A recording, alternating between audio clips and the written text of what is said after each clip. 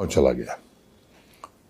मेरा मन था कि अब एमटेक प्रीवियस हो गया है, तो मेरे बड़े पिताजी आए थे, भागलपुर में मेरी थोड़ी खेती है, तो उनको मैंने समझाया कि ये जो पढ़ाई मैं कर रहा हूँ ये मेरे खानदान में किसी ने नहीं पढ़ी है। मेरे एक दूर के चचा थे जो बिहार स्टेट इलेक्ट्रिसिटी बोर्ड के चेयरमैन हुए, एन सिन्हा। मैंने कहा कि वो भी ये पढ़ाई नहीं पढ़े हैं, मैं उनसे ज़्यादा पढ़ने जा रहा हूँ, तो मुझे इसकी अनुमति, पिताजी बहुत नाराज़ हैं। तो मेरे बड़े पिताजी ने फिर मेरे पिताजी को आदेश ही दे दिया कि नहीं, अब इसको जाना है। तो वो ज़रा पारिवारिक मान्यताएं और मूल्य दूसरे थे, उनके आदेश के अनुरूप मुझे फिर पिताजी ने अनुमति दी। मैं आया, छात्र संघ के चुनाव होने वाले थे। मैं आया तो मुझे पता लगा कि मेरे नाम की चर्चा हो रही है और भरत सिंह चाहते हैं कि मैं चुनाव लड़ूं, और ईमानदारी से चाहते थे, इसमें कहीं कोई दो राय नहीं। एक हमारे बड़े घनिष्ठ मित्र थे, आज भी हैं, राजेश सिंह, मैनेजमेंट के विद्यार्थी थे। एक सज्जन थे, मैं नाम नहीं लूंगा, उन्होंने उसमें थोड़ी राजनीति कर दी।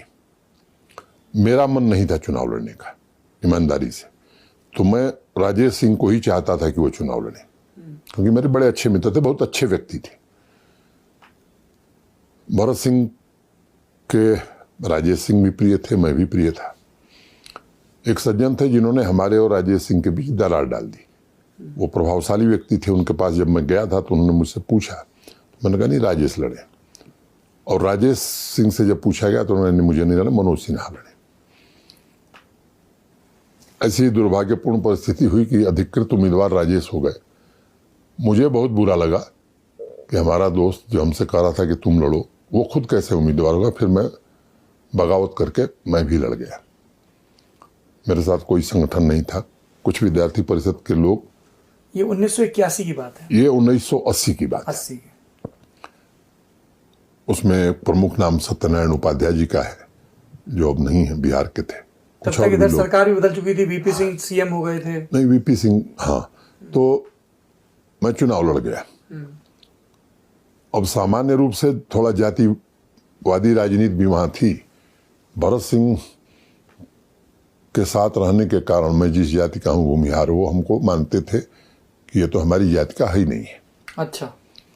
और सामान्य रूप से समाजवादी योजन सभा से भूमिहार ज्यादा जुड़े हुए थे।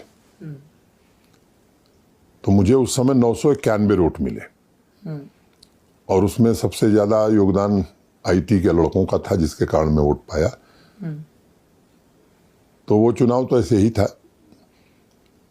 फिर अब एक बार मैं लड़ गया तो तय किया कि फिर अब तो बनना ही है। शुरुआत बगावत से हुई चुनावी राजनीति की। दूसरी बार फिर मैं 81 में चुनाव लड़ा, और हम और शिव कुमार सिंह लड़े। शिव कुमार सिंह 91 वोट से जीत गए, योजन सभा से। मैं 91 वोट से हार गया। इस बार आप परिषद से लड़े थे?